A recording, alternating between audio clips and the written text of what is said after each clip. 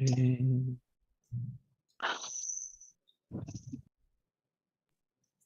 Krishna. Hare Krishna, His Grace Sundar Gopal Prabhu, please accept my humble obeisances. All glory to Srila Prabhupada. Hare Krishna, dear devotees, for joining in. I think we are 16 of us at this point and expecting more to join in a while. So thanks again for joining for this week's session. As you can see, Prabhu has, I think most of you already know, Prabhu has just traveled to India.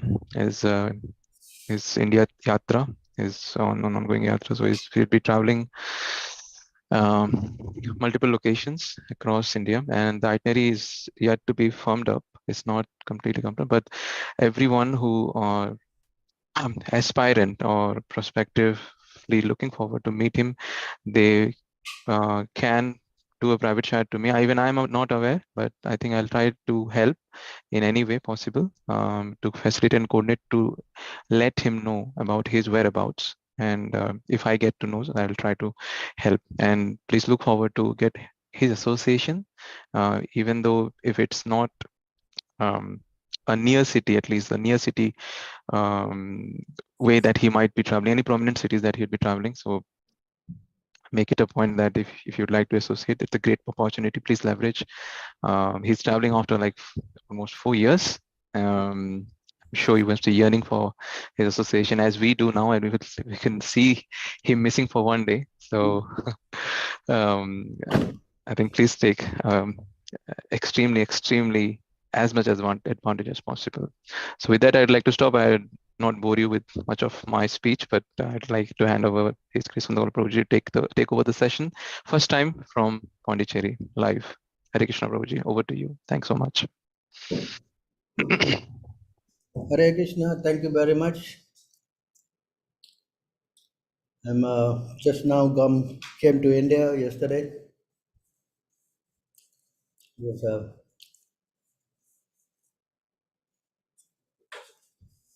after 4 long years coming back to India was kind of a very challenging. I had experiences, but it was very nice to be here in Pondicherry. See the temple been built at a very fast rate. Everybody is very enthusiastic here. So many devotees. It's really wonderful. Many young men.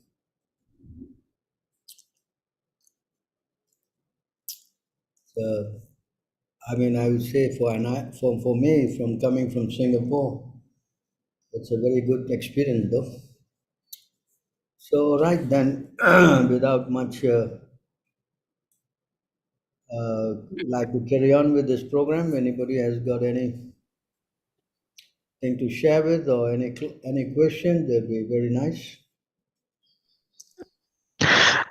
Yeah, Rivers, please. The floor is open for questions. I can chat, unmute yourself. YouTube live is also going on, and I'll pick up questions from there if there's any. So please come forward and suggest any topics you'd like Prabhu to go over, and we'll open up the session that way. So please feel free, no hesitance. Any topics, welcome. Thank you.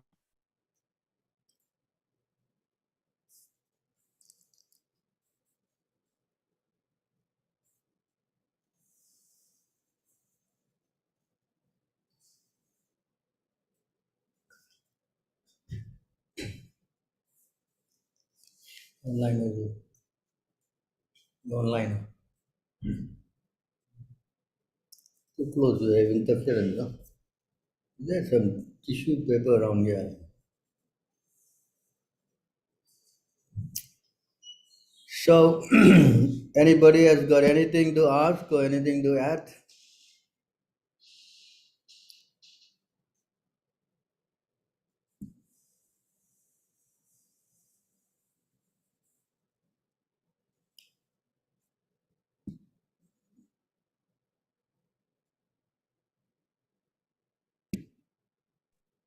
Hare Krishna. Yes. Turn one for me. Hare Krishna. Is this? This is Pawan. Pavan, huh? Yes. Pavan, Yes. Actually, I wanted to ask how long will you be staying in Pondicherry? how long I'll be staying in Pondicherry? As long as they keep me. Because I'm coming there in next week. Next Sunday, I will be there to meet you. So I was just asking. So you come, I'll be here next week for sure. Okay. When you coming next week, huh? Sunday. Yes, yes. Sunday, I will be there. Next Sunday, huh? Yes. Do you do you know anyone from Pondicherry, Prabhu? Me? Yes. I know Satyam Prabhu. Satyam Prabhu. Okay, you are connecting with them. Yeah. Fine. Satyam is here. Yes.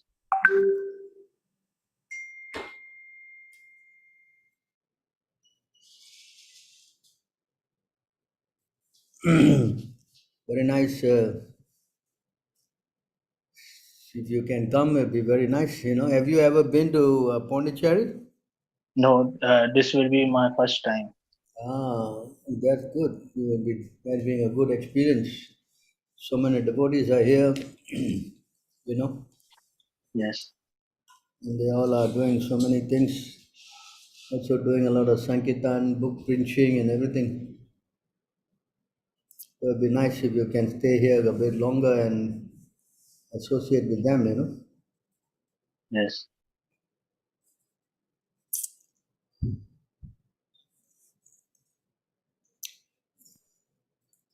Association is very important, actually. Without association, it's very difficult to make spiritual advancement. Of course, you can do it remotely, but that is requires a lot of strength. Yes. Prabhupada wanted devotees to always go to the temples. This is why temples are created actually for the benefit of the devotees' spiritual advancement.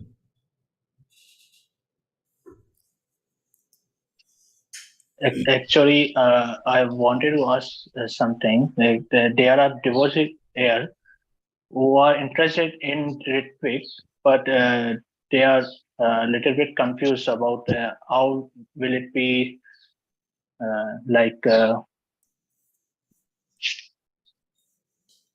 Will like you? they are also afraid of it, like if even possible or not. Even I'm bringing one devotee with me. Hmm. So, yeah, No, you can do one thing for the start. You can always yeah, introduce them to our S1 video. A yeah, recorded, retreat. video that we have made. Then you can share that video Hmm. and tell I'll them, do that. Yeah. a lot of answers and question on that one. And of course, Yes, you can also let them read our book IA 77. That also will be very helpful. yes, And if they are a little keen, you can arrange a private Zoom session with them and us, and that will also be very helpful. They can ask all their questions. And if since it's in internet in the session, so they don't have to be so much worried of being exposure. yes, So you try to first send these videos to them. Hmm? yes. Actually, I tried to tell them everything, but they say yes to my face, but on my back they are just not believing in that. I feel that they are not believing in me, but in my face they are saying yes, yes, yes, this is right. So little bit I am also afraid of it. Like what is their thinking? Yesterday they called me. They said every week you should start a reading section in locally. So I don't know.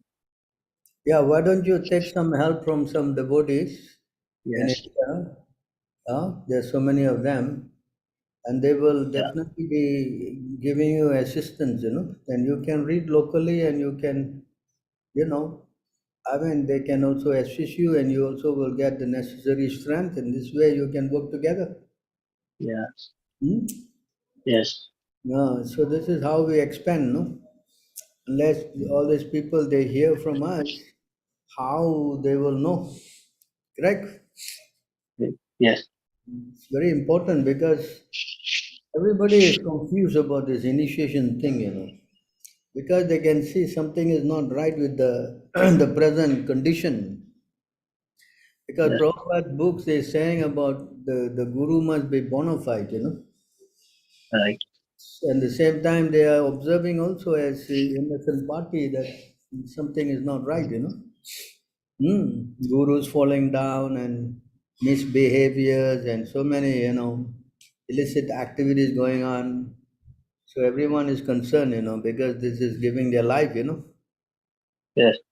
Hmm. So if we can kind of clear their doubts, I'm sure many will want to come on board. Yes. Because as a guru in Prabhupada, how can he fail? Yes. Because of this crazy philosophy that you need a living guru, that is kind of confusing many people. Yes. Exactly. That is a doubt there. Because they don't know that guru means he must be eternal. Guru is not a question of someone living. Huh? Yes. So you to try to teach them that, no? Hmm? Yes. Yes. I told them that you can read Prabhupada books and you can listen to Prabhupada. Vani is an important thing. So Yes, this we. is how you preach. Yeah. So you try to introduce them to our devotees. There are so many our devotees who are very expert in this subject. Yeah.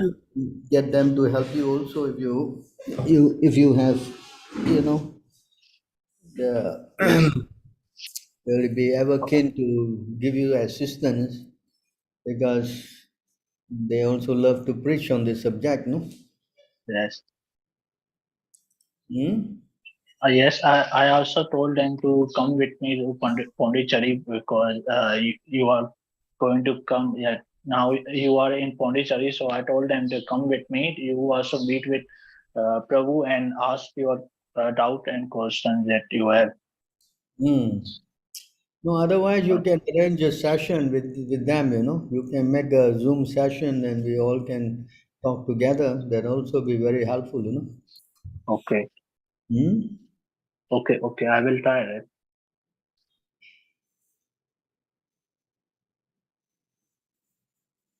Hmm? Yes, So, yes, I will try. yeah, you try, huh? So, as a question, Prabhupada said chanting is transcendental and performing religious ritual is not. My question isn't performing ritual is also transcendental, like offering praise to Krishna. You see, when we talk about these rituals here, we are talking about rituals like karma kanda activities. So sometimes, devotees think that doing some kind of a ritual is more important than chanting because they're coming from the Hindu background, where they are kind of used to seeing so many rituals being performed. So that kind of rituals and chanting are two different things. Chanting is more important than doing all this karma kanda ritual. That's why Krishna in the Bhagavad Gita also said, no, Traigunya Vishaya Veda, nice Traigunya Bhavarjuna, you know.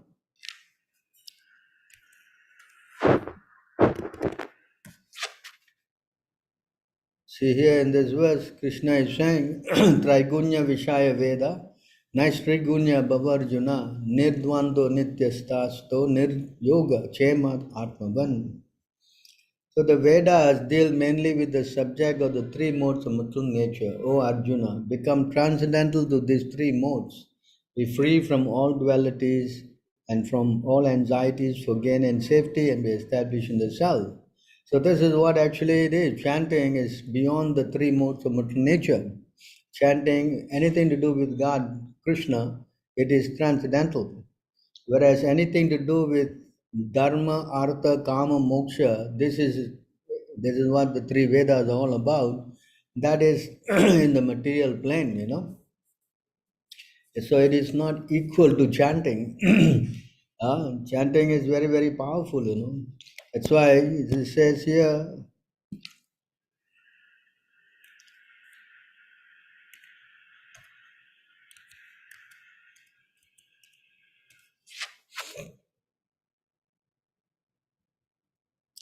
there may be discrepancies in pronouncing the mantras and observing the regulative principle.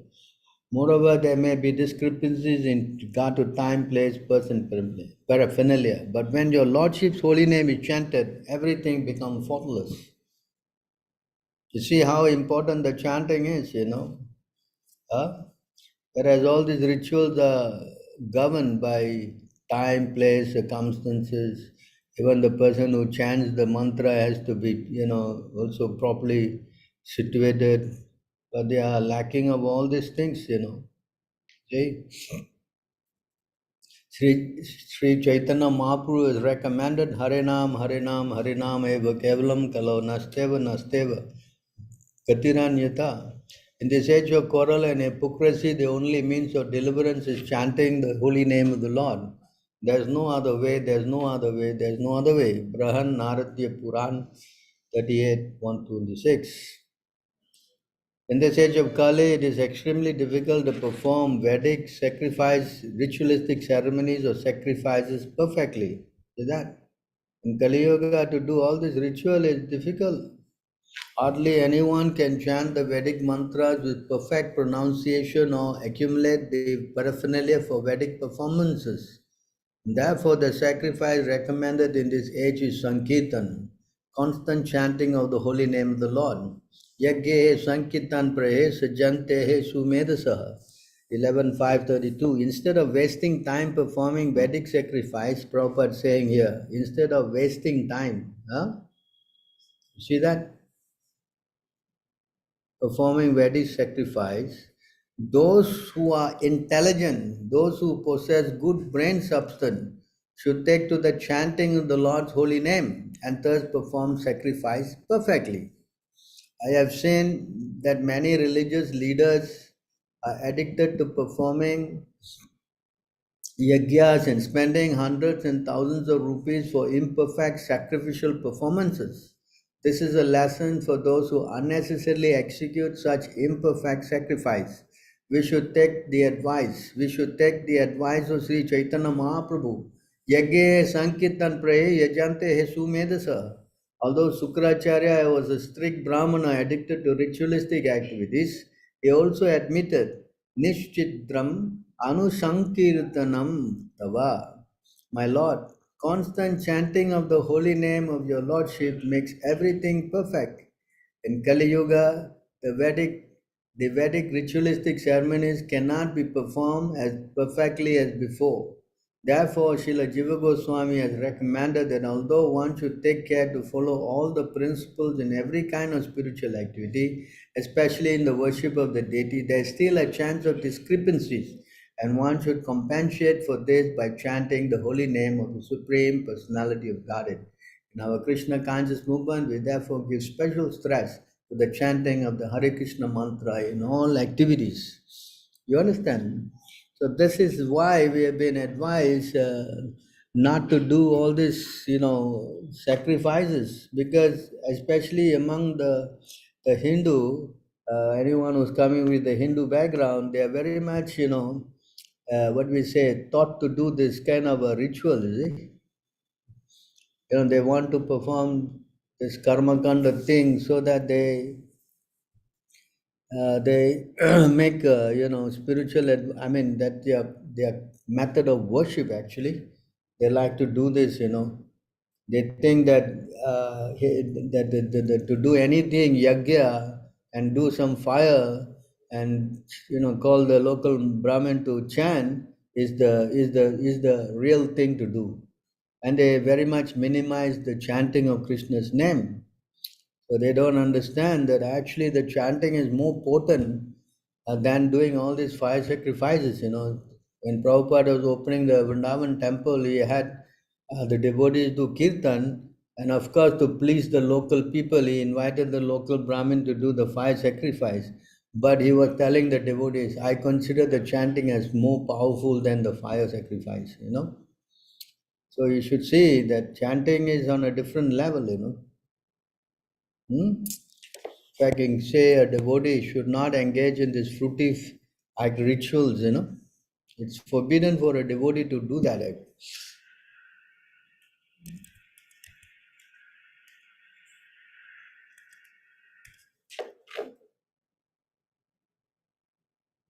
A devotee should never engage in fruitive rituals mentioned in the Karma Kanda section of the Vedas.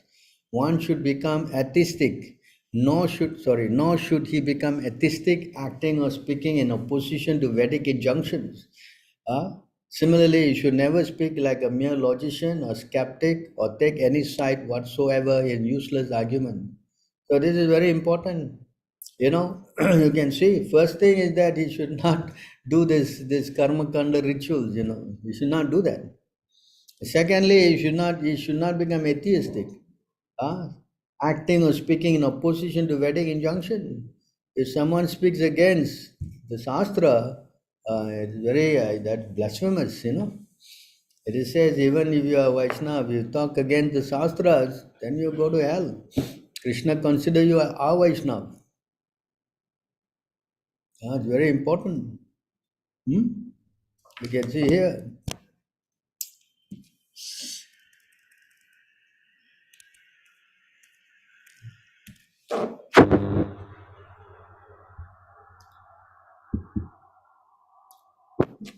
According to Jiva Goswami, and thus one who strictly performs them. What is, let's go.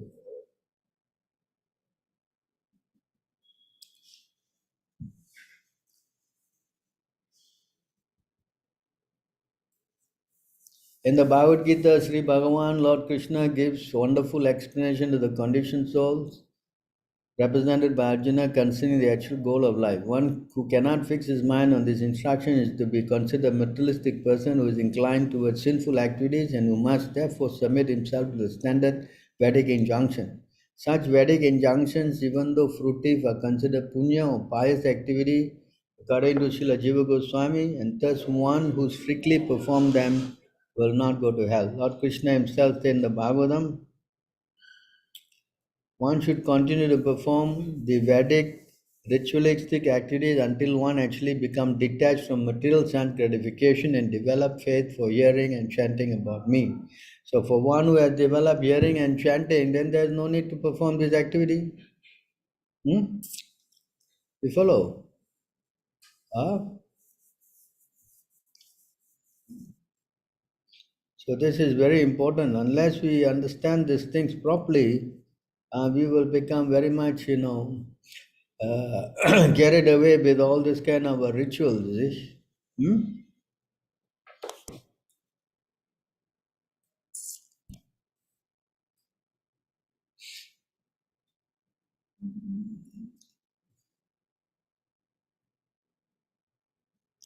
Unless one has developed firm faith in Lord Krishna by associating with pure devotees and thus engaged in full time in devotional service to the Lord, one should not neglect ordinary Vedic principles and duty. So here, the Suttis and Smriti literatures are to be understood as my injunction, and one who violates such codes to be understood as violating my will and thus opposing me. Although such person may claim to be my devotee, he is not actually a Vaishnava. So therefore, we have to be careful. uh, but the problem is that all these rituals that Krishna has given in the Vedas are not understood by many, and they also do not know the purpose of the Vedas. huh? But once you become a devotee, the idea of doing all this ritual is to become a devotee, but they are not, and that's the problem.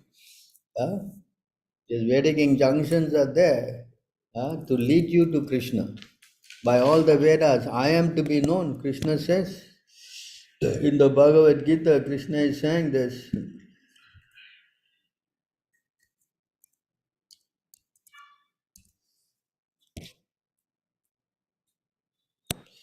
See, Krishna is saying, Sarvashachaham hridhi sanavisto matasmitin jnanam pohonam cha vedesha sarve ahameva vidyo vedanta krit videvachaham. I am seated in everyone's heart, and from me come remembrance, knowledge, and forgetfulness. By all the Vedas, I am to be known. Indeed, I am the compiler of Vedanta, and I am the knower of the Vedas. So, in other words, unless one comes to this conclusion that Krishna is the goal, then everything is simply a waste of time. Understand? It's also here, another place there. What is the use of chanting all these Vedic mantras and neglecting the worship of the Lord? Huh? If a person is doing that, he's like keeping so many cows who don't give any milk.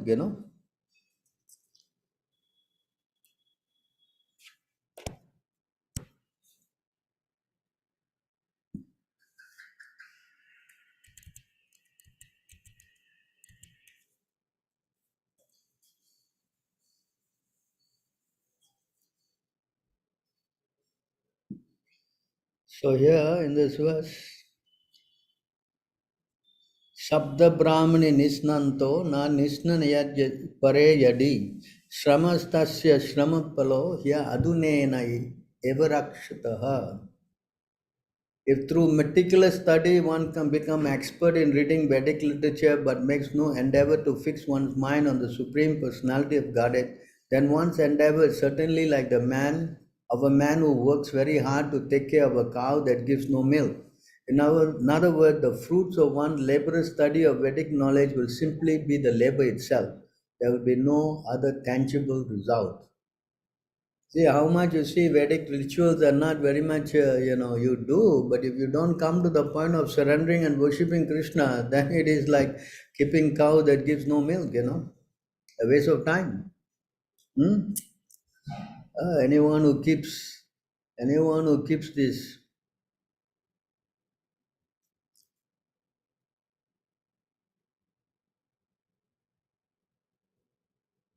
My dear Uddhava, that man is certainly most miserable who takes care of a cow that gives no milk. An unchaste wife or body totally depend on others, useless children or wealth not utilized for the right purpose. Similarly, one who studies the Vedic knowledge devoid of my glory is also most miserable. So all this karma kanda thing, they neglect, the Lord. It is also explained here. You can see all this karma kanda thing, how the people who do such an activity, they become offensive to God, Krishna actually. Not only Krishna, they also become offensive to the devotees. Hmm? This is what is explained here.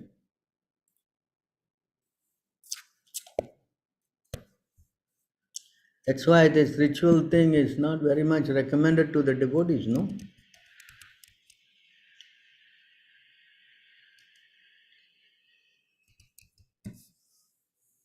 See here, it's also explained here. Those established in material passion, goodness, and ignorance worship the particular demigods and other deities headed by Indra, who manifest the same modes of passion, goodness, or ignorance. They fail, however, to properly worship me. This is what happens, this karma kanda thing. They don't really. Hmm? What they think, those who worship these rituals. Everything is spelled out in the scriptures. That's why we have to follow the Shastra through the pure devotee, not that we follow Shastra whimsically, but with the help of the pure devotee. The worshippers, the demigod thing, we shall worship the demigods in this life, and by our sacrifices, we shall go to heaven and enjoy there. When that enjoyment is finished, we shall return to this world and take birth as great householders in aristocratic families. Being excessively proud and greedy, such persons are bewildered by the flowery words of the Vedas. They are not attracted to topics about me, the Supreme Lord. So, if you associate with such people and do all this kind of rituals, what kind of consciousness you will develop? Every Brahmin in India, they're pakka. We should do this Agni Puja, we should do this what Varuna, Yagya, so many things they'll tell you. But what is the end result? They become opposing to Krishna. And what is the use of all this? Hmm? Correct. You can see here, they are not attractive topics about me. So, what is the use of all this if they are not coming to become Krishna conscious? Hmm? Yes. The Vedas are divided into three divisions, namely ultimately reveal the living entity as a pure spirit soul.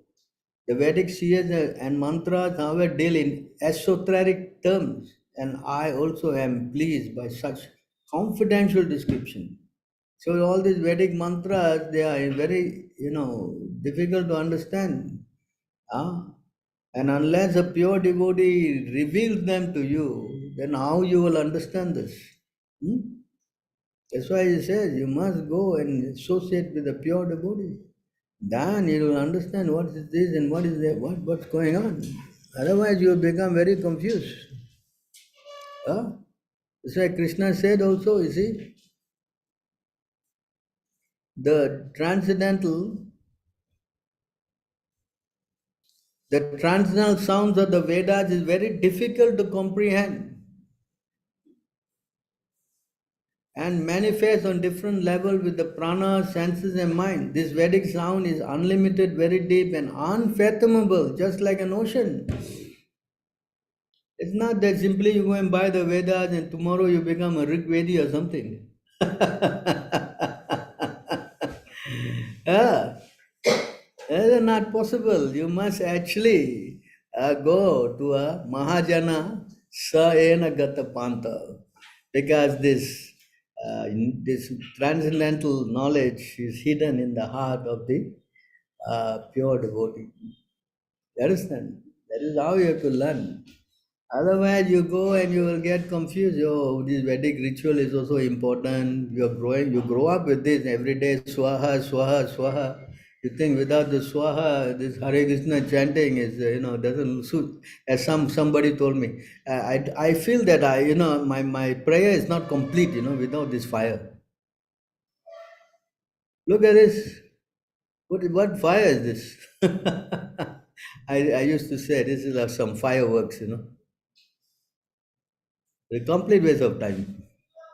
You understand? So therefore, the chanting is far more powerful than anything else because the Lord is very, very pleased when someone chants His holy name. He told Arjuna, I told Narada, I am not there in Vaikuntha, no, am I there with what do you call that? I am in the devotee's heart. Where are you then, my Lord? Wherever my devotees are glorifying me, I am there. See? So this chanting is very, very potent and the most powerful thing to do. Even if a person who's coming from a dog eater family and if he chants, Krishna considers that this person is deemed to have done all kind of rituals. Is it not? Hmm? Two famous words quoted by Chaitanya Mahaprabhu also. To say nothing of the spiritual advancement of a person who sees the Supreme Personality person face to face, even a person born in a family of dog-eaters, immediately become eligible to perform Vedic sacrifice if he once utters the holy name of the Supreme Personality of Godhead, or chants about him, or hears about his pastime, offers him obeisance, or even remembers him. See how powerful it is. If you remember Krishna or if you chant his name, you are more qualified to do the Vedic fire sacrifice. See? Yeah? So the chanting is far, far, far more, potent than anything else. And I recommend you to read the purport. It's going to take a lot of time. Oh my glorious, how glorious are those whose tongues are chanting your holy name, even if born in the families of dog eaters, such persons are worshipable. Person who chant the holy name of your Lordship must have executed all kinds of austerities and fire sacrifice and achieve all the good manners of the Aryan. To be chanting the holy name of your Lordship, they must have been at holy places of pilgrimage, studied the Vedas, and fulfilled everything required. So from this all you can see all this quotation that how far a person is. Anyone who chants Krishna's name is considered a very, very highly elevated soul. Ah. Hmm?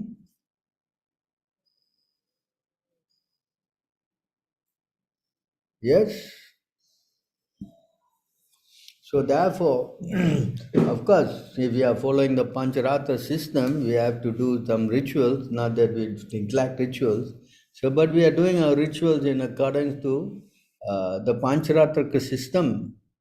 You know, we are not following the, what do you call that, the Vedic thing, which we cannot do anyway. In Kali Yuga, it's very contaminated, difficult to do all those kind of things. But at least by Pancharatrika Vidhi, we can do all the other kind of rituals. So yes, someone has raised his hand. We have a question, Prabhu. Hare Krishna, Dandavat Pranam Prabhuji. Happy to have your association. Thank you so much.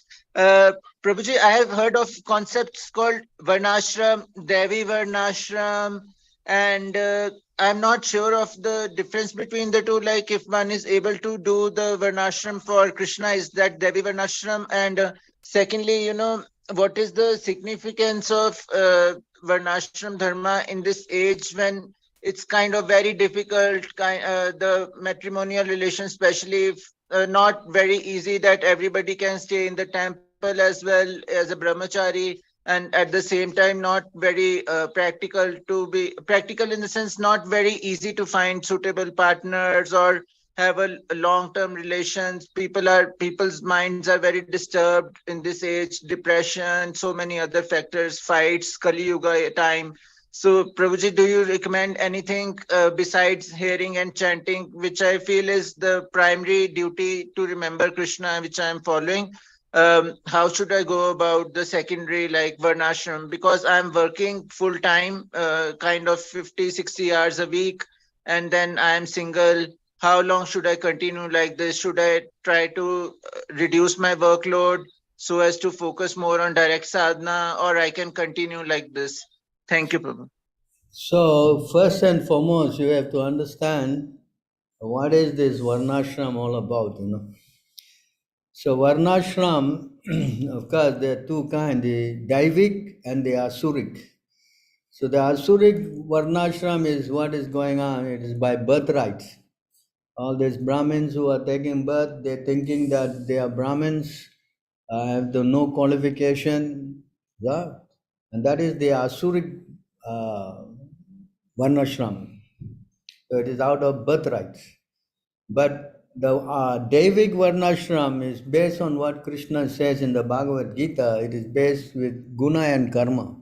So according to the qualification and according to the activities, yeah, then a person is classified accordingly. Suppose he is born as a Sudra, but he has all the qualification of a Brahmana, then he is classified as a Brahmana. And if suppose he is a Brahmana and he has no qualification and he acts like a Sudra, then he is classified as a Sudra. So it is not based on birthright. But the most important thing in Varnashram system is the worship of the Lord. If a person says he wants to do Varnashram, the first thing he must understand that Krishna is the Supreme Personality of Godhead. You can see here in this verse, two verses actually, you can see in the Bhagavad Gita. I'm going to show you in the Bhagavad Gita first.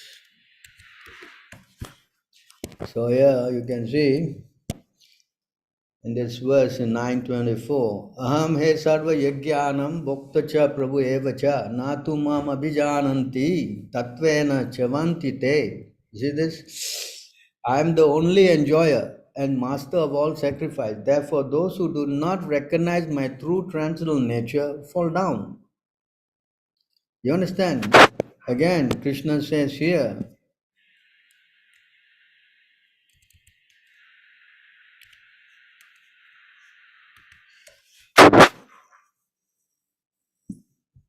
या एषं पुरुषं साक्षात् आत्मप्रभावमेश्वरं नाभजान्ति अवजानन्ति स्थानभ्रष्टत्पतान्त्यदः. You see here, Any members of the four Varna and four ashram who fail to worship the personality of Godhead, the source of their own creation, who intentionally disrespect Him, will fall down from the position into a hellish state of life. So, first and foremost thing in Varna ashram is to accept the supremacy of Krishna. It doesn't matter what whether you're brahmacharya, grahastha, vanaprastha, sannyasi, or brahmana, or kshatriya, vaishya, or sudra. It doesn't matter. If any of them who have failed to worship the Lord, then he is considered as fallen. And there's no varnashram. You know, there's no varnashram. Again, there's another verse, varnashram, achravarta. You can see there's another verse. I'll take that out for you.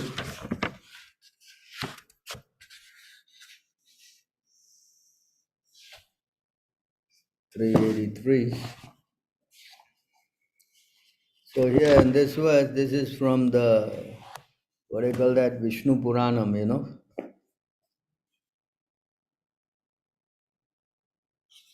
This is another verse. So that's the first thing that you should understand clearly, you know, what is the concept of Varnashram. Everybody think Varnashram means what? Keeping, getting 2 acres of land and keeping 2 cows, you know.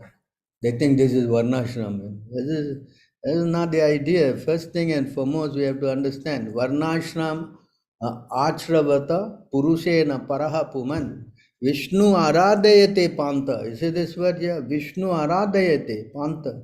Nanya Tosha. Nanya Tat Tosha Karanam. The Supreme Personality of Godhead Lord Vishnu is worshipped by the proper execution of prescribed duties in the system of Varna and Ashram. There's no other way to satisfy the Supreme Personality of Godhead. One must be situated in the institution of the 4 Varnas and Ashram. So the whole idea is to worship Krishna. Then Varnashram can be put in order.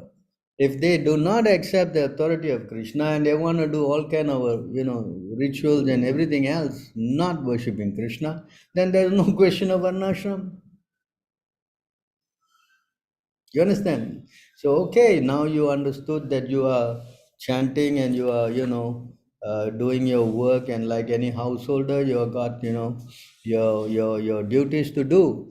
But if you can just worship Krishna and do the other thing that's recommended by Chaitanya Mahaprabhu as a householder, to actually read the books, and if you can preach Yare Deka Tareka Krishna Upadesh, stay at home and make a congregation, you preach Krishna consciousness and same time chanting, and that's highly recommended by Chaitanya Mahaprabhu. And by doing that, then if you create a congregation, then you can create the what do you call it, the varnashram system, putting Krishna in the center and everybody getting together to chant about Krishna, hear about Krishna.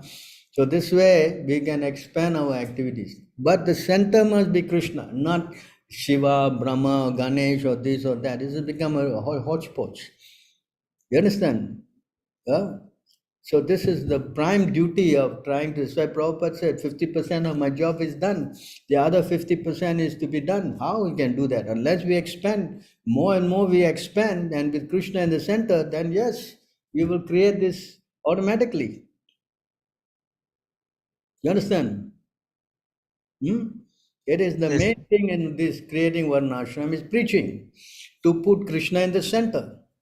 That's why Prabhupada started by, making a lot of Brahmins, because the Brahminical order is very important, the head. If we don't have the head, then how the body will work? So we need to train the Brahminical order and teach them how to practice, and then they can then create, so many other, people and help them all.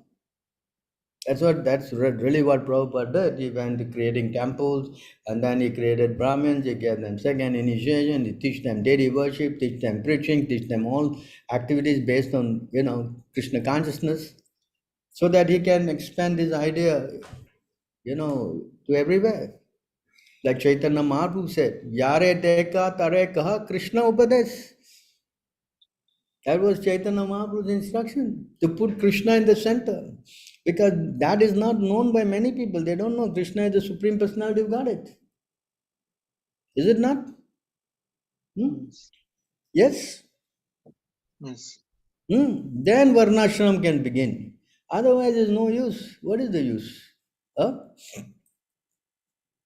Right? And anyone who don't worship, even if you're Brahmin, if you don't worship Krishna, you will fall down. It's not that if there's one must, you said there's no other way to satisfy the Supreme Personality of Godhead, one must be situated in the institution of four Varna and Ashram. That if you fail, that's what's happening. Most of the Brahminical order, they are disillusioned. They don't know what is the goal of life.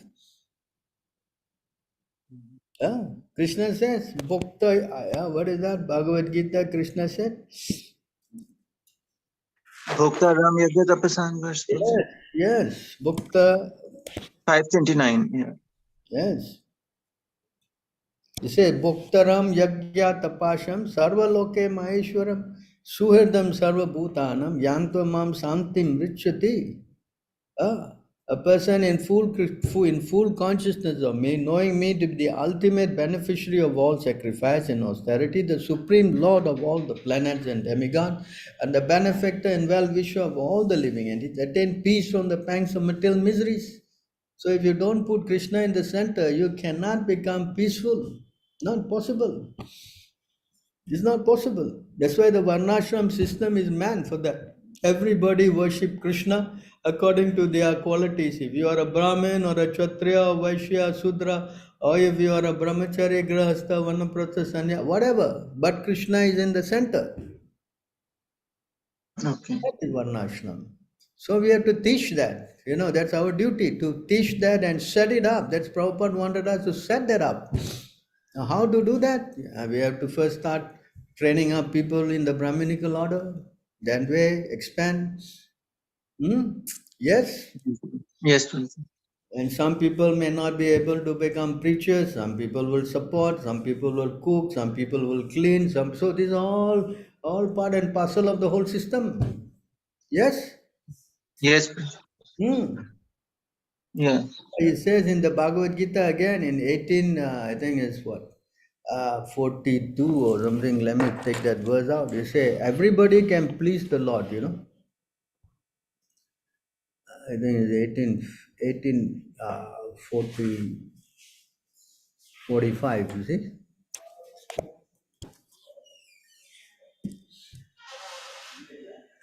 That not that only the Brahminical order can be pleasing the Lord. Everybody can please the Lord by working together. See?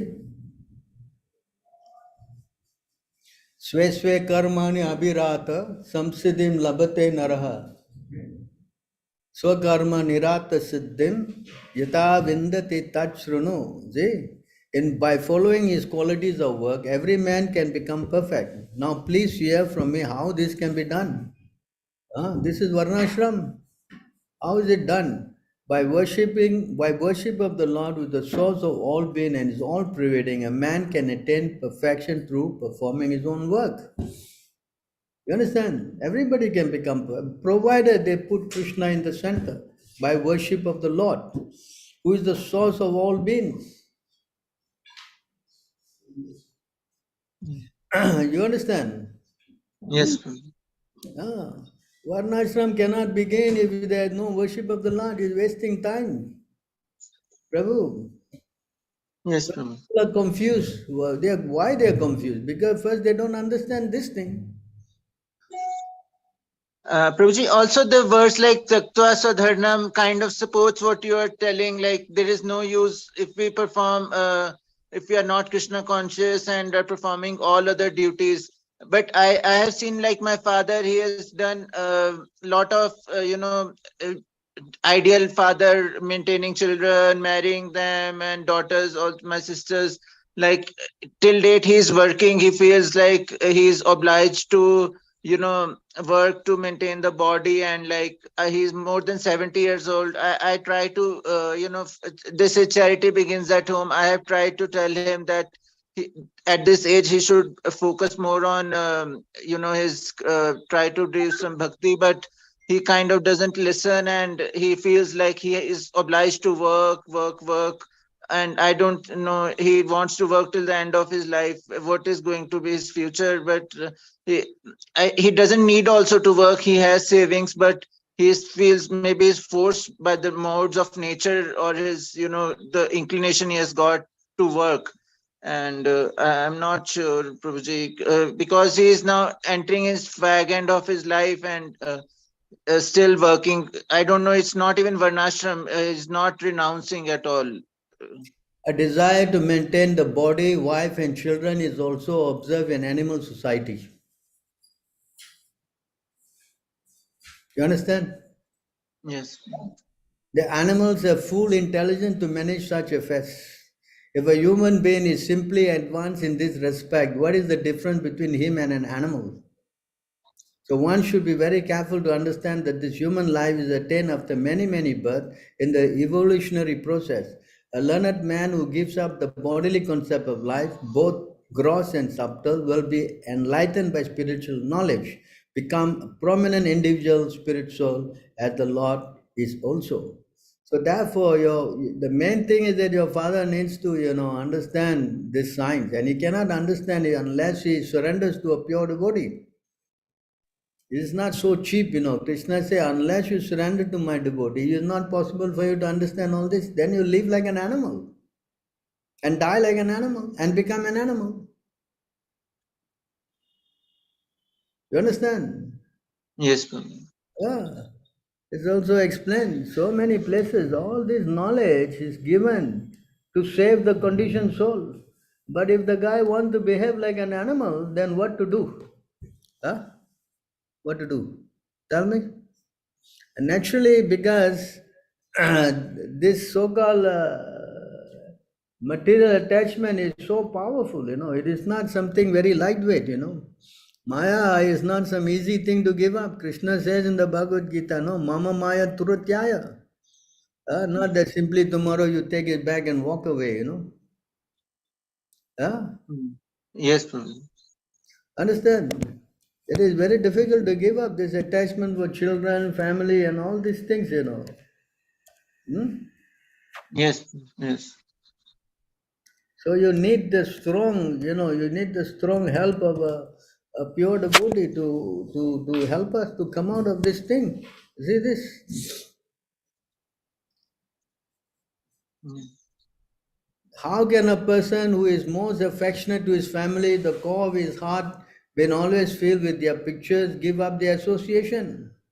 Specifically, a wife is always very kind and sympathetic and always pleases her husband in solitary place. Who can give up the association in such a dear and affectionate wife?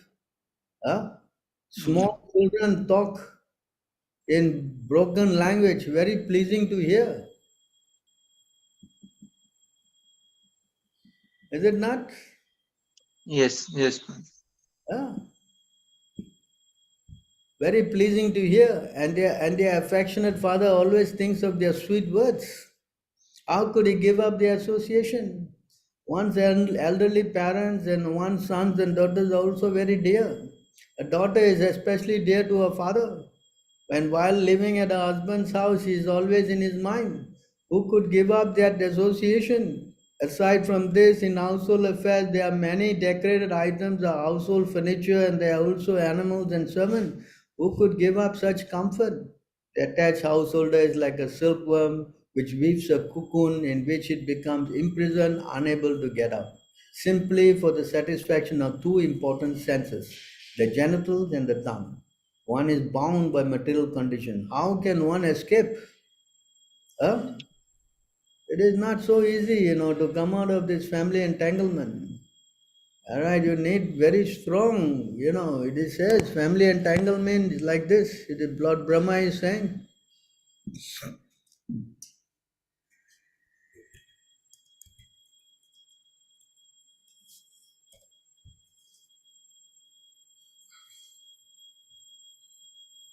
My dear Lord Krishna, until people become your devotees, their material attachment are desires and desires remain thieves.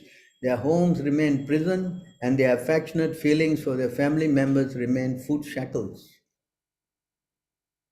So it is not possible to come out until and unless person associate with pure devotees. It's the main thing. Unless you get the association of devotees, it's very difficult to come out. That's why Narada Muni said, what did he say? Yeah?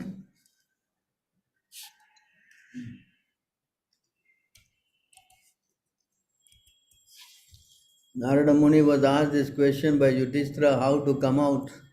Maharaj Yudhishthira inquired from Narada Muni, O my Lord, great sage, kindly explain how we staying at home without knowledge of the goal of life may also easily attain liberation according to the instruction of the Vedas.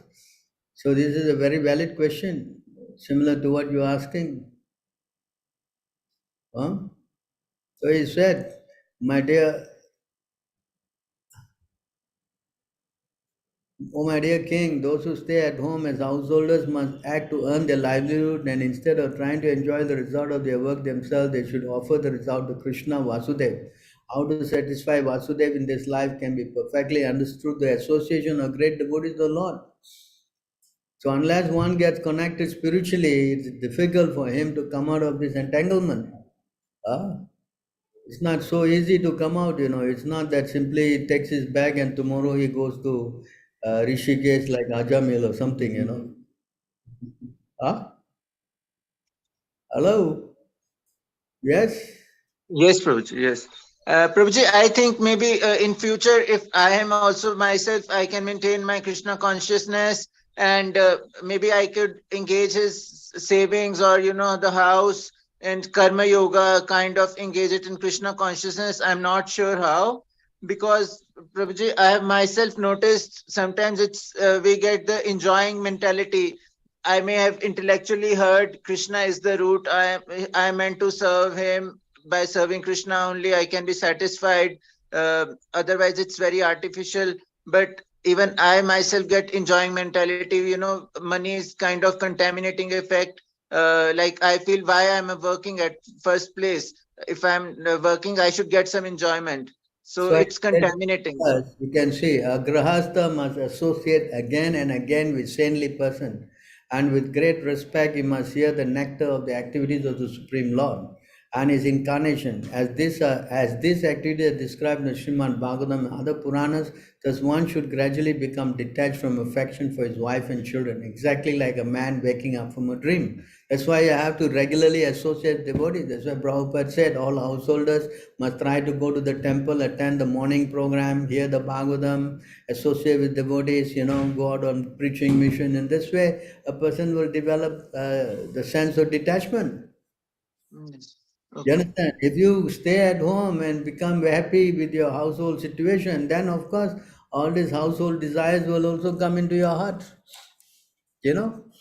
Yeah. It's not, it is very contaminating. It is not that simply, you just do all this basic thing as many of the people are doing, and with that you think you can attain freedom. That's not possible. Uh, you Thank follow? you. Yes, Prabhuji. Thank you. So therefore it says here again and again, you must associate with devotees. Uh, See, you can see here another verse what the family attachment is giving you. This is spoken by Lord Narasinghadev, no?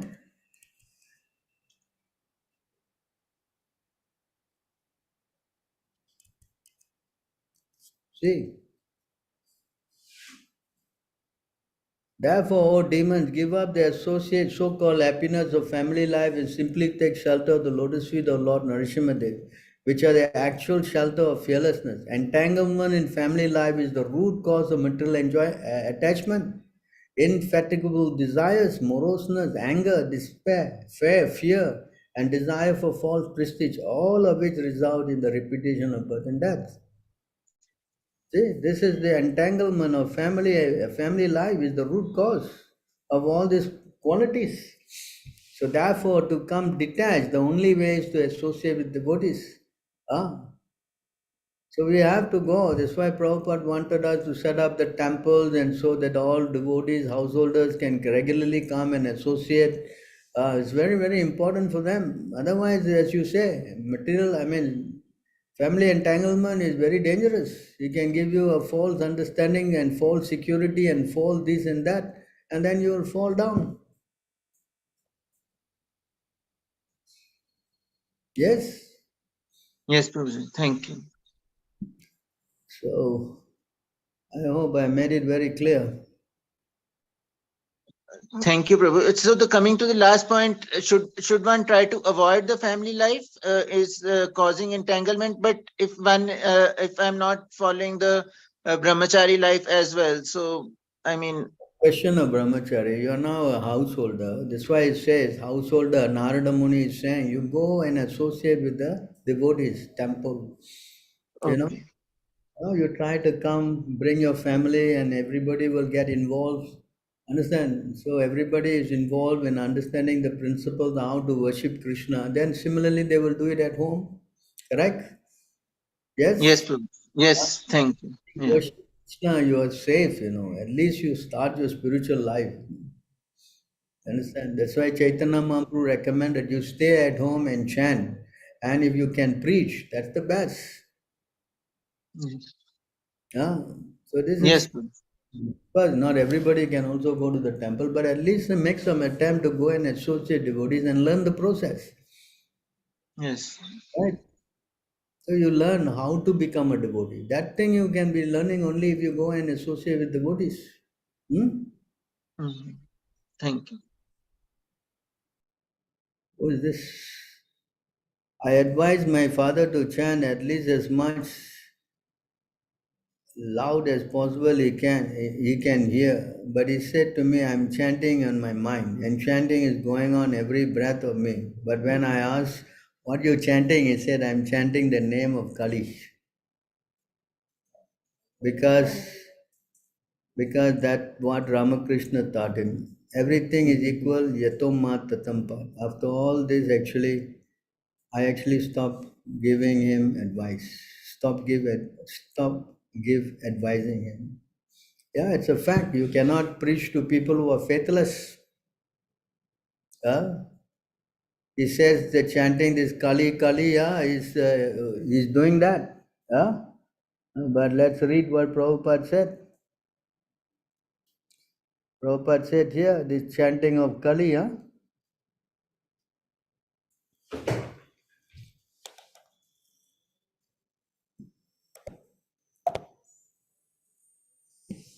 Those who worship this demigod, they go to the planet of the demigod. But if you worship Kali and kill and eat animals and all that, that's nonsense. Hmm? You understand? So here in this verse, yoginamapi sarvesham matkatentaratmanaha siddhavan bhajante yo mam same yuktatamo mataha. Of all yogis, and of all yogis, the one with great faith who always abides in me, thinks of me and worship me and renders transcendental loving service to me, he is the most intimately united with me in yoga. That is the highest of all. What time in India is 7 stop? Huh? 6:30. Oh, we stop at 7:30, is it? Anyway, highest of all, that's my opinion. The word bhajate, this is very important purpose. The word bhajate is significant here. Bhajate has its root word in the word bhaj, which is used when there is need of service. The English word worship cannot be used in the same sense as bhaj. Worship means to adore or to show respect and honor to the worthy one. But service with love and faith is especially meant for the Supreme Personality of Godhead. You see this point here? One can avoid worshipping a respectable man or a demigod and may be called discourteous, but one cannot avoid serving the Supreme Lord without being thoroughly condemned. You see this difference? Hmm. Every living, and therefore, when we say we are going to worship or chant mantras or what, it must only be for the Supreme Personality of Godhead. Chanting all these mantras of demigods, this and that, you will fall down. Every living entity is part and parcel of the Supreme Personality of Godhead, and thus every living entity is intended to serve the Supreme Lord by his own constitution. Failing to do this, he falls down. Failing to do this, he falls down. See that? Of course, we quoted the same verse that Prabhupada is, quoting again. Ya yesham purusham shakshar atma prabhavan ishwaram na bhajante avajanandi sthana prastha patantiyataha. Anyone who does not render service and neglects duty, the primeval Lord, who is the source of all living entities, will certainly fall down from his constitutional position. In this verse, the word bhajante is used. Therefore, bhajante is applicable to the Supreme Lord only, whereas the word worship can be applied to demigods or to other living entities. The word avajanante used in this verse, in the Srimad Bhagavatam, is also found in the Bhagavad Gita. Avajanante ma muda. Only fools and rascals deride the Supreme Personality of Godhead. Such fools take it upon themselves to write commentaries on the Bhagavad Gita without an attitude of service to the Lord. Consequently, they cannot properly distinguish between the word bhajante and the word worship. The culmination of all practices, yoga practices, lies in Bhakti Yoga. All other yogas are but means to come to the point of bhakti in Bhakti Yoga. Yoga actually means Bhakti Yoga. All other yogas are progression toward the destination of Bhakti Yoga.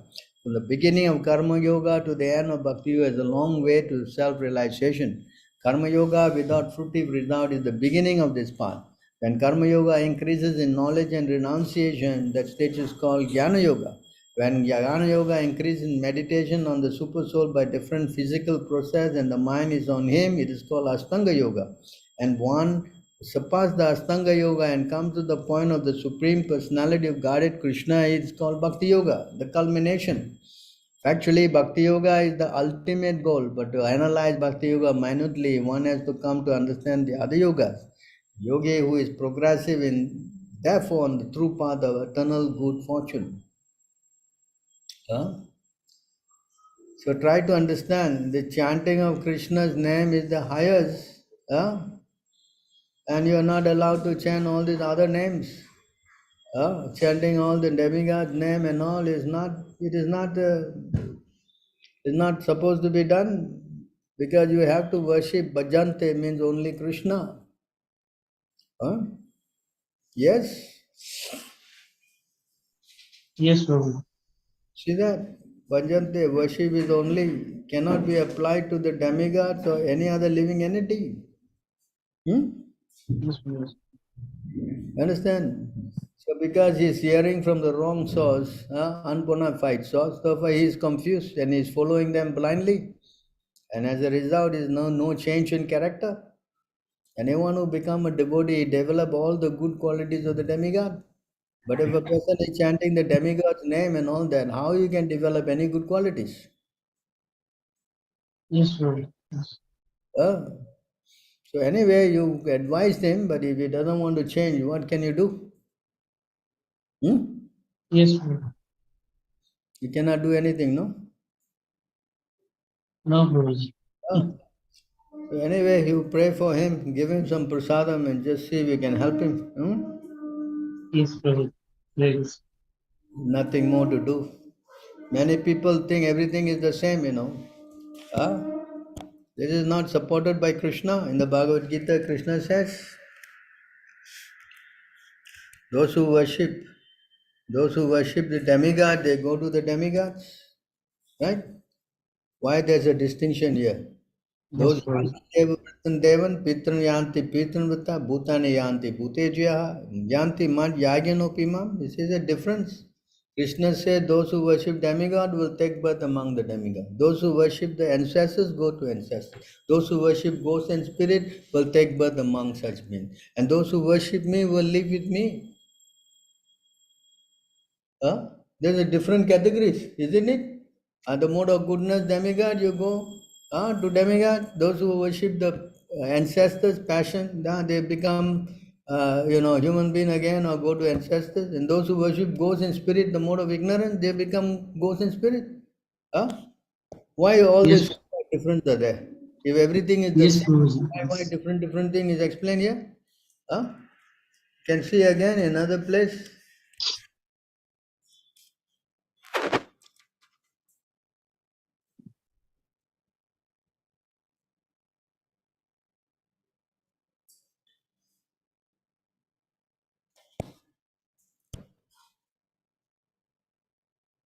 Here you can see again here another verse from the Ishopanishad. It just says, it said that one result is obtained by worshipping the supreme cause of all causes, and that another result is obtained by worshipping what is not supreme. All this is heard from the undisturbed authorities who clearly explain it. Now, who is this authority explaining that everything is the same? Huh? Who is that? Can he accept him as an authority? Yatamma tatampat. It's crazy. Everybody knows. Not that you do one thing, you get the result of everything. Hello? Doesn't make sense. Understand?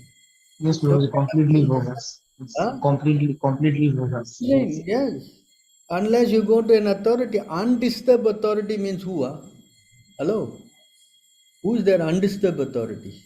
Undisturbed authority. The system of hearing from undisturbed authority is a proof in this mantra. Unless one hears from a bona fide acharya who is never disturbed by the changes of the material world, one cannot have the real key to transcendental knowledge. You must go to a bona fide source who's quoting Sadhu Shastra Guru. And this person is simply out of his mind. He's saying eat beef and why plant tulsi plant, better to plant eggplant, why meditate, play football. I mean, what kind of nonsense is this? Huh? In fact, This is he totally himself alarming. claims, I'm actually a very disturbed. I don't understand the intricacies of Vedas. It's very confusing. Huh? Vivekananda himself, that's it. So we have to know all these things. We have to study under the guidance of a pure devotee. And Prabhuji, what they're saying is totally adharmic. Means it's totally adharmic. What is that? Totally adharmic. What there is Vivekananda is saying, or What's his authority? Who is his parampara? Where's the guru? Huh? Hello?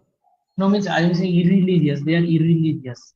That's What? what I'm saying. I cannot hear you. You want to say a little more clearly? Can you repeat again what you said, Prabhu?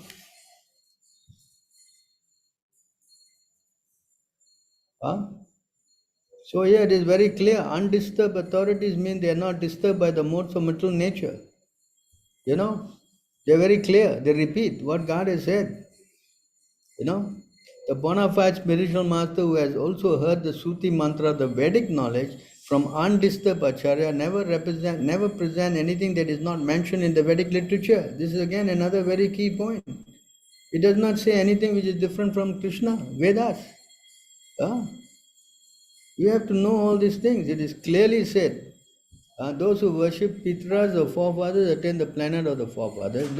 That the gross materialists who make plans to remain here, stay in this world. And the devotees of the Lord who worship none but the Lord Krishna, the supreme cause of all causes, reach him in his spiritual sky. Here also in the Sri Ishopanishad, it is verified that one achieves different results by different modes of worship. So how you can say everything is one, everything yatamma tatampan? If we worship the Supreme Lord, we will certainly reach Him in His eternal abode. But if we worship the demigod like the sun god or moon god, we reach the respective planet without a doubt. And if we wish to remain on this wretched planet with our planning commission and our stopgap political adjustment, we can certainly do that also. See, nowhere in the authentic scriptures it is said that one will ultimately reach the same goal by doing anything or worshipping anyone. It is nowhere in the authentic scriptures it is said. Such foolish theories are offered by self-made spiritual masters who have no connection with the parampara, the bona fide system of disciplic succession. The bona fide spiritual master cannot say that all paths lead to the same goal and that everyone can attain this goal by his own mode of worship of the demigod or the supreme or whatever. A very clear statement. Any common man can very easily understand that a person can reach his destination only when he purchased a ticket for that destination. A person who has purchased a ticket for Calcutta can reach Calcutta but not Bombay. It's common sense. But so-called spiritual masters say that any and all path will take one to the supreme goal. This is pure nonsense. Materially already you cannot do. Spiritually you can do. Hello? Yes, Prabhuji, totally nonsense. Yes. Hmm? Such Totally nonsense. compromising offers attract many foolish creatures. Prabhupada called them foolish creatures. Huh? Is that? They are not human, they are foolish creatures who become puffed up with their manufactured methods of spiritual realization. The Vedic instruction now do not uphold them. Unless one has received knowledge from a bona fide spiritual master who is in recognized line of disciplic succession, one cannot have the real thing as it is. It is not possible. You must go to the realized soul. That's why Krishna says realized soul.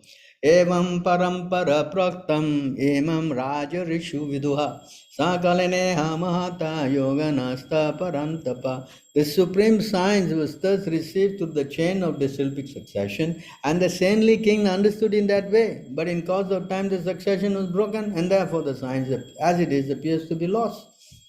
So why Krishna wastes his time to come and teach this thing? If everything is all right, anything can go, there's no need to give any more instruction.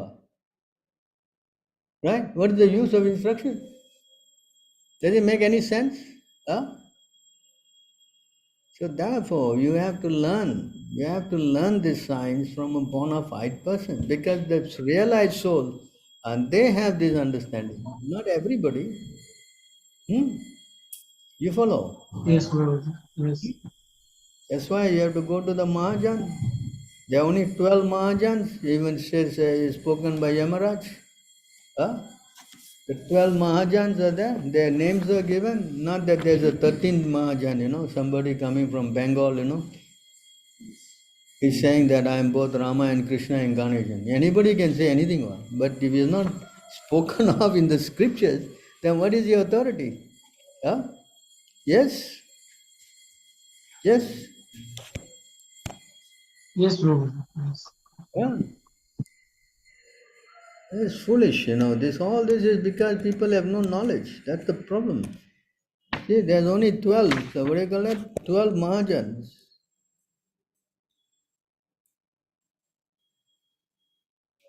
This is there, the Mahajan name are very clearly mentioned. Swayambhu. Swayambhu means one who is self-born, self-manifest. That is Brahma. And Narada.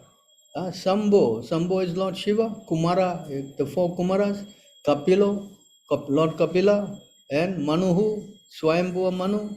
Prahlad, Janaka, Bhishma, Balir, Bali Maharaj, Vayasaki. Vayasaki is Sukadev Goswami. And Vayam is me, Yamaraj. So all these names are clearly explained. Who are these Mahajans? And we have to go to the disciplic chain of these Mahajans to understand these things. Lord Brahma, Bhagavan Narada, Lord Shiva, the four Kumaras, Lord Kapila, the son of Devuti, Swayambhu of Manu, Prahlad Maharaj, Janaka Maharaj, grandfather Bhishma, Bali Maharaj, Sukadev Goswami and myself know the real religious principle. Know the real religious principle. See? You see, even Vyasadev's name is not mentioned here. Huh? But Vyasadeva is a disciple of Narada, so he's coming down in that line. Yes, Prabhuji. Yes. Understand? So disciplic succession. So here we are hearing everything from one who's coming in that parampara, in Prabhupada, and here we're getting the same knowledge. Yes, Prabhuji. Yes. Understand? It's not that you simply go on the market and buy one crazy book and you become self-realized by that. Huh? It will come from a disciplic line. Yes, Prabhuji. Huh? You follow?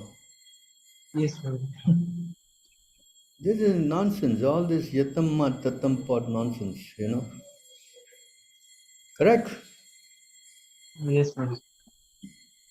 People are confused. This is what the Prabhupada said, they have ruined the whole world. Yeah? They ruined the whole world by teaching this crazy philosophy. Everybody is confused. And one who is confused, who doubtful, where they go. For the doubting soul, there's no perfection, no the supreme destination. As I already began this topic today, if you don't worship Krishna, there's nothing, everything is finished. You'll fall down. Fall down means what? Fall down means you go to lower species, end up like trees or birds or fishes or whatever. Is this very nice? Huh? Very nice. Yes, You become Prabhuji. a bird It's running, very, flying. Very nice, huh? very, very pathetic. Huh? You want to do that? Ah, that's why Krishna says, those who are envious and mischievous, I cast them. Who casts? Krishna casts. Not anybody casts, because Krishna is the supreme controller. I cast them to lower species. You already said that. Yes, Lord. Huh?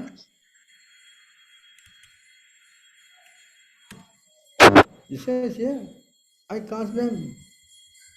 Attaining repeated birth among the species of demonic or son of Kunti, such person can never approach me. Gradually they sink down to the most abominable type of existence. They go lower and lower and lower. Huh? I cast them. Those who are envious and mischievous, tat aham. I. Tat aham means I. Who is that I? Those who are envious and mischievous, who are the lowest among men, I perpetually cast into the ocean of material existence the various demonic species of life. So you mess around. The next life, if there's no next life, then yes, I can accept your argument. But there's next life and you don't know where you're going. Yes? Yes or not? Hello? Yes, Lord. So therefore we should not mess around, we do something nonsense, then we're going to get severe consequence. That's why we should become humble, surrender to the authority, Krishna, through the spiritual master, and make our life successful. Yes, Lord. Understand? Huh?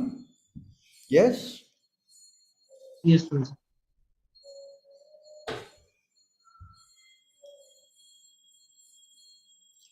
So we have to be careful, We have to be very careful. That's why Prabhupada said spiritual life is like walking on a razor's edge. One slip, you can get cut. So we have to be very careful.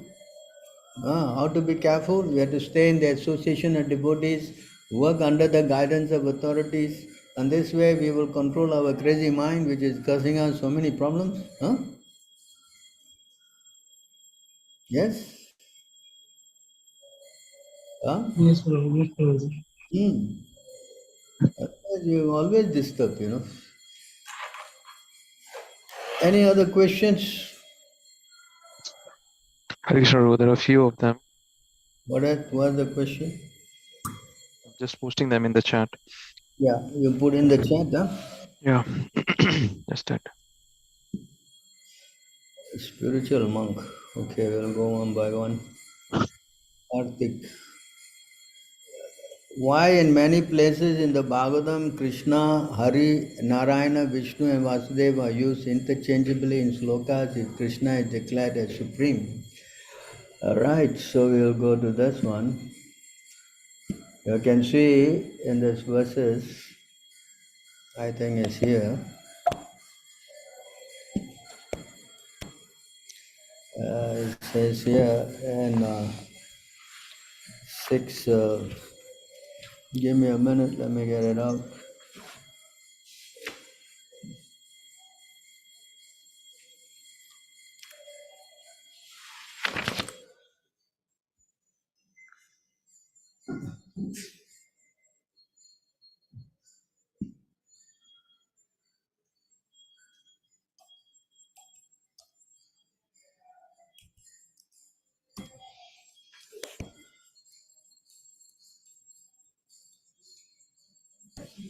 So Kechit Kevala Bhakti Vasudeva Parayanaha Siddhavasya Agaham Dunvanti Gasnehan Niharam Eva Bhaskaram. So this is only is the word here, service here to Vasudev Parayanaha. The word is Vasudev Parayana. Of course, Vasudev is referring to Krishna, you don't say no. Then we go on.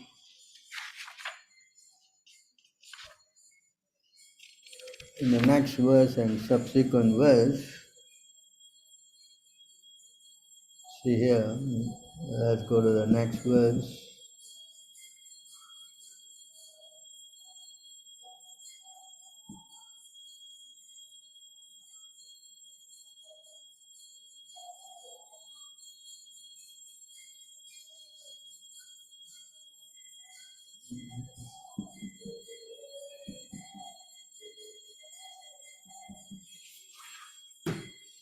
Here the word is Krishna Arpita Prana.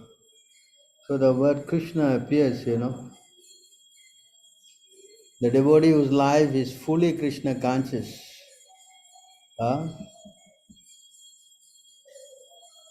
My dear king, if a sinful person engages in the service of a bona fide devotee of the Lord and thus learns how to dedicate his life unto the lotus feet of Krishna, he can become completely purified. One cannot be purified merely by undergoing austerities, penance, brahmacharya, and other methods of atonement and previously described. Yeah, the next verse. See here again, here. Sandrinchino ya ayam loke panta chemo kuto baya susila sadhava yatra narayana parayanaha. Again, Vasudeva parayanaha, noun is narayana parayanaha. See that? So, as you have asked the question, it seems to be, interchanging. The path followed by pure devotees who are well behaved and fully endowed with best qualifications, certainly most auspicious path in this world.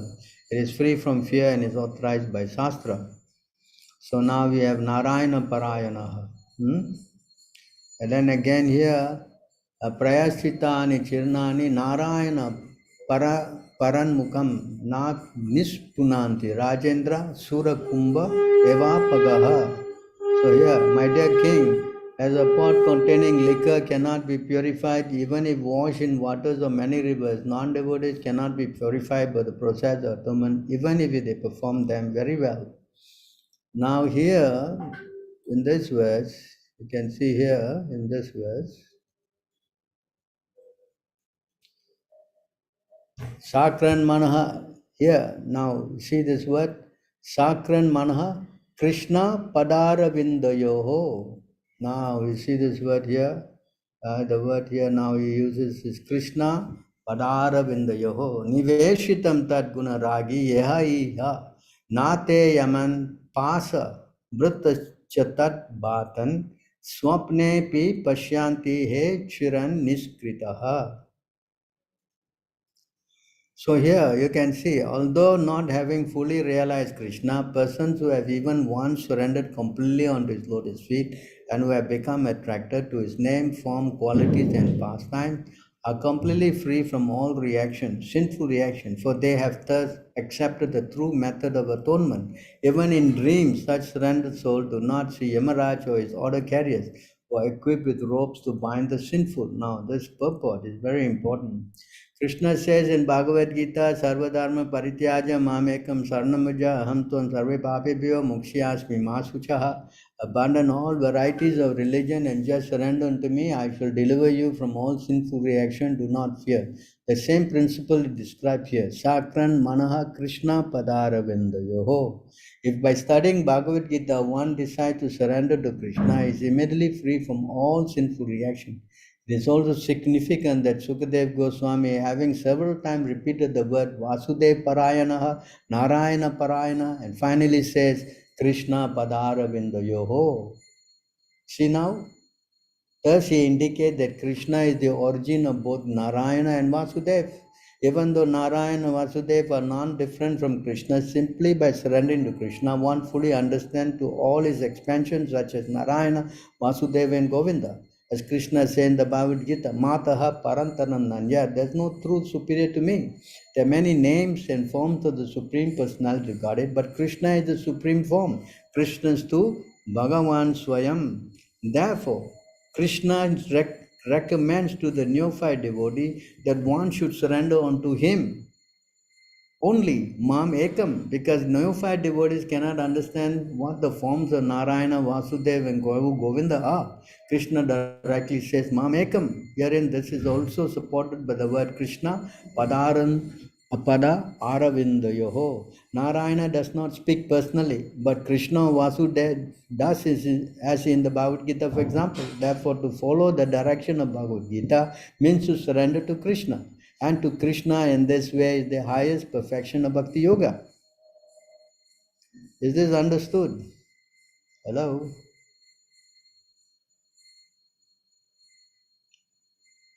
Huh?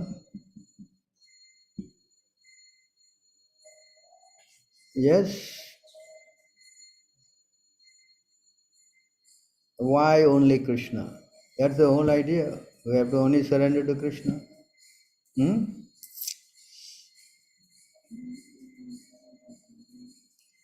I'm living in the United States and have no money, but I want to become a full-time devotee. How can I find a teacher to dedicate 100% of time to learn and give myself to the Lord?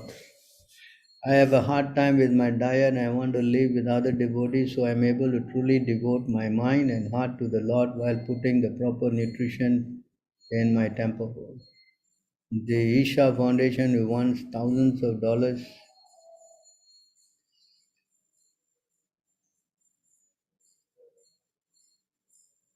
So if Mr. Rick Miller, if you can put your name and number down, we can have the respective person in the States to help you.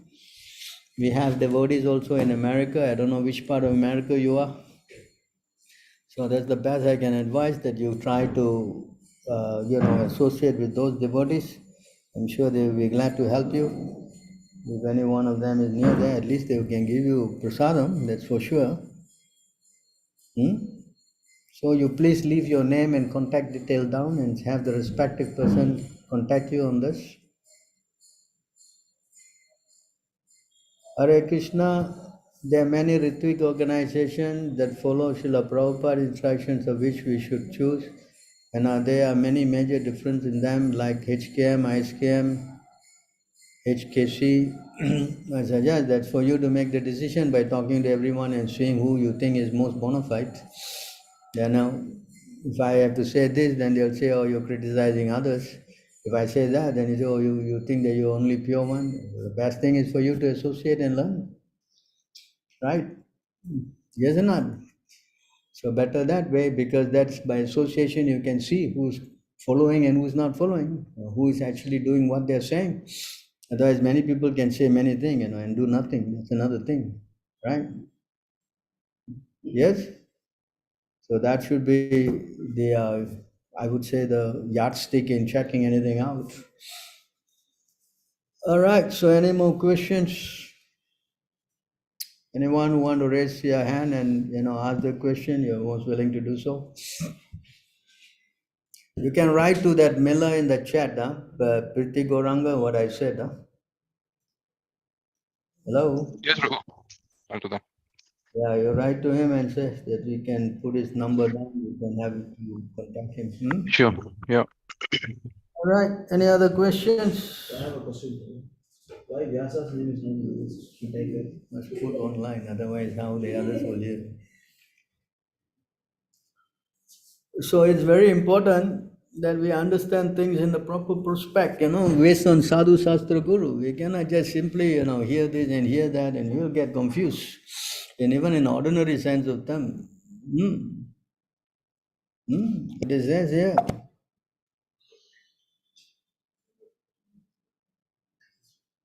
What is this? Hare Krishna, why Vyasa name is not mentioned as one of the Mahajans?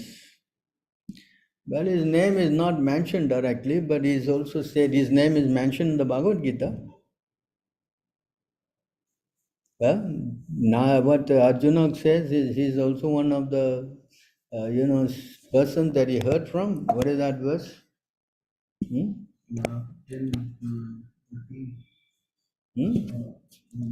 Param Brahma Param Dhamma Pavitram Paramam Bhavan 10 vada 14. 10 years. 10, 12, huh? Oh yeah, you can see Vyasa, Devalo, Narada, Asito, Devalo, Vyasa, see? So Vyasadev's name is mentioned here because he's a disciple of Narada Muni, so he's also following the Mahajans. Huh? So he may not be mentioned as 12 Mahajans, but he is also mentioned as a disciple. Just like Prabhupada's name is not mentioned there. We don't follow, the system. No, but Lord Shiva says that I don't know whether Vyasa knows or not. That's why I'm thinking whether is there anything the difference of Sukadeva Goswami and Vyasa? But that verse is, when we relate these two things, looks like something is sorry. So he's asking the question, what happens, like Lord Shiva is saying, I know the Bhagavatam, Vyasa, I mean, Sukadev Goswami knows, but Vyasa know or don't know, I don't know. So that means what? He don't know about the position of Vyasadev. You see? But he is confirming the authority of Sukadev Goswami. So Vyasadeva who wrote the book, Lord Shiva is not so sure about it. But Vyasadev's position is very transcendental because he says, I am the Supreme Personality of Godhead for performing this literally incarnation. You know, you can read in the Bhagavatam, it's mentioned that I am a literal, I am an incarnation of God. So how can God's position be in any way minimized? So we should take it like that. Of course, Lord Shiva is an authority. He can say so many things because he's very powerful. But our thing is to accept the authority of the Bhagavatam also. So Vyasadev's position is not compromised in any way. He's not an ordinary person, at least, I think it's in the Srimad Bhagavatam. I have to find that verse where he says, among the incarnations, I am Vyasadev, There, I think 1.5 or 1.4, something, 1.3 maybe. So we have to, everything we have to take it from the.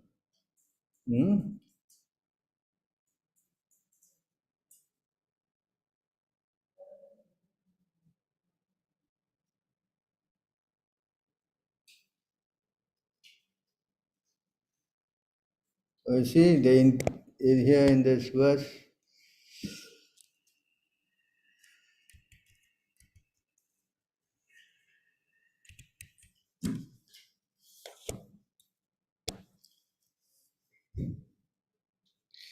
thereafter, in the 17th incarnation of Godhead, Sri Vyasadeva appeared at the womb of Satyavati by Parasara Muni and divided the one Veda into several branches and sub-branches, seeing that the people in general were less intelligent.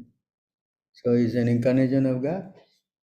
So you understand his position. Yes. So we must learn, see things as they are, understand them. And it's not that Vyasadeva in any way less, just because his name is not mentioned as 12 Mahajan, but he is the disciple of Narada. So he is continuing the Mahajan's, lineage. Just like Prabhupada, his name also not mentioned. So Prabhupada, we don't hear from him because he's not Mahajan. But he's in the disciplic line coming down from the Mahajans, Yes. Yeah. So we have to know these things like that. Hmm?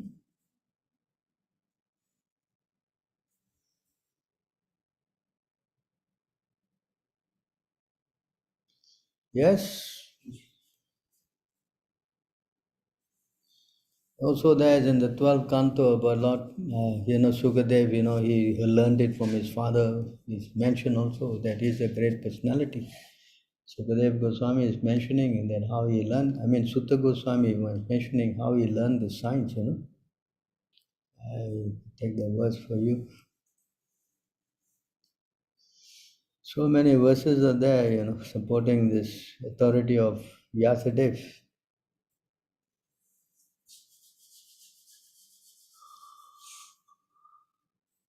So any other questions in the chat? One more question. I hope you're well. Who is this? Shushan?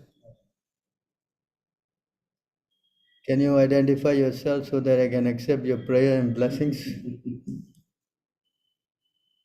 Huh? Yes. Thank you very much for your kind prayers. I hope, by your blessings I can be of some service.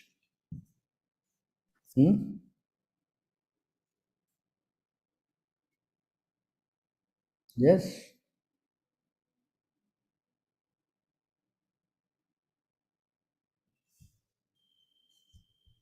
Any other questions?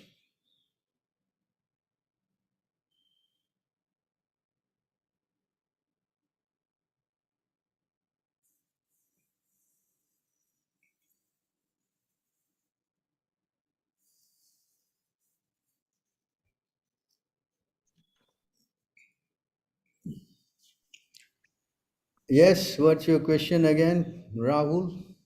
Sorry, Prabhu, if it's not the best questions, but best question, but I'm seeing on the chat some, people are quoting the ISKM, the Telegram channel chat is there for the male devotees. I'm seeing a lot of, posts there about, I'm not sure, like people are trying to, devotees are trying, should we take hot milk, cold milk? And they are quoting Shastras.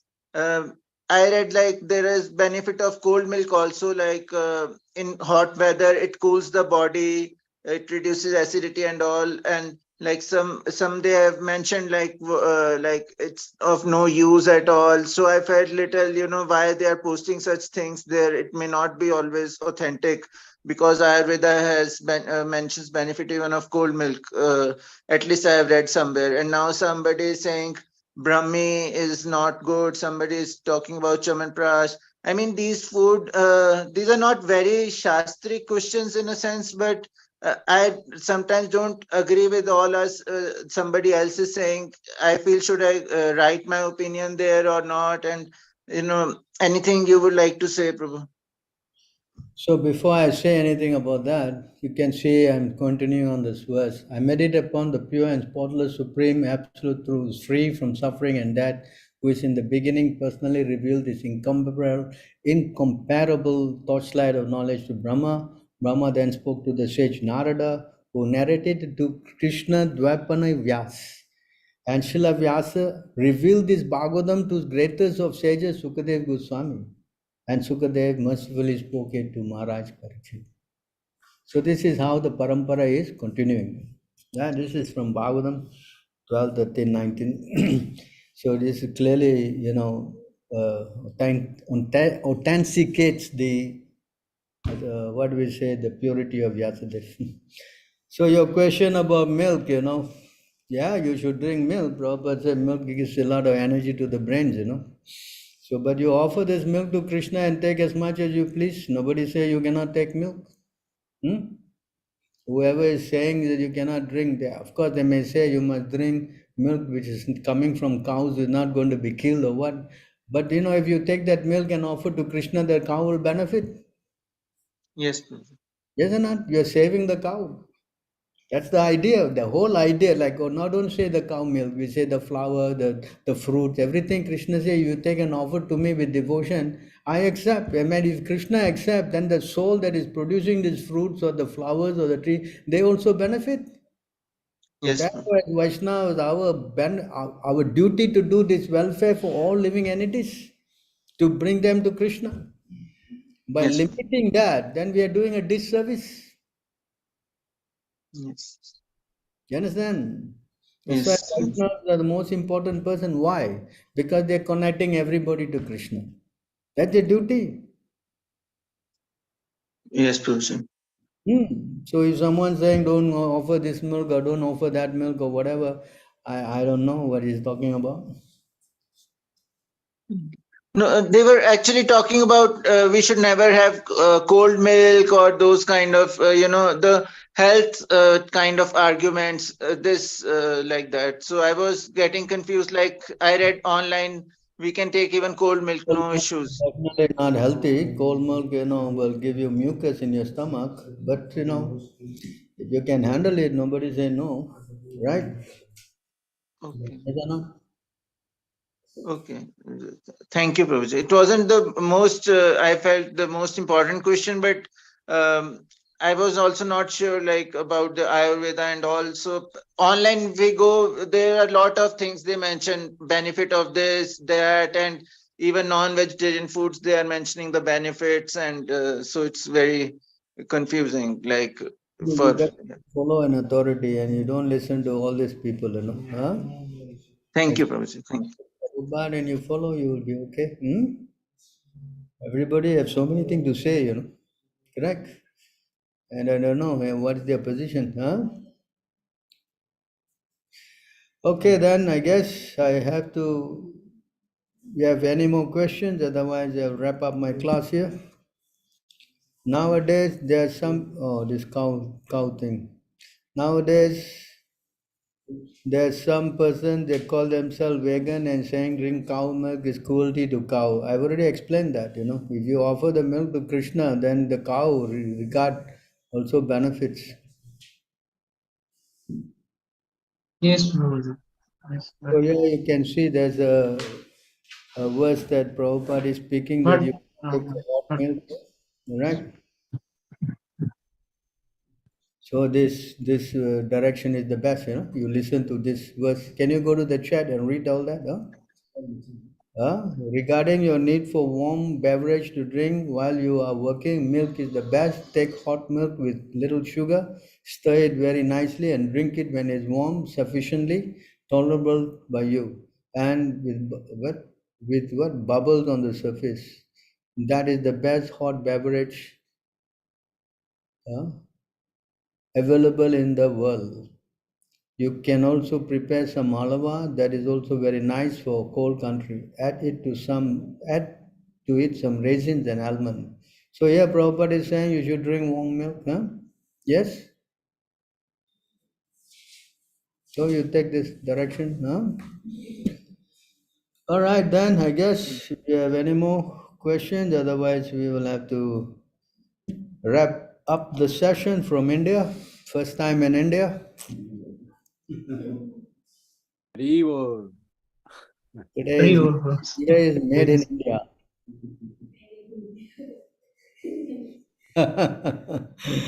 I'm very happy to be here. Thank you very much. I'm nice to be of some service to all of you. I hope you have enjoyed the session. Please forgive us if we have offended anybody, but this is preaching. Preaching means a thankless task. So hope to see you. If you can come to India, I'll be most honored by your kind association and join me on my Indian tour. All right then, huh? Hare Krishna, all glories to Prabhupada. Hare Krishna. Dandavat Prabhu. Hare Krishna, all glories to Sri All Prabhu. glories to Srila Prabhupada. Hare Krishna. Hare Hare Krishna. All glories to Srila Prabhupada. Hare Krishna, Prabhu. Hare Krishna. All glories to Srila Prabhupada.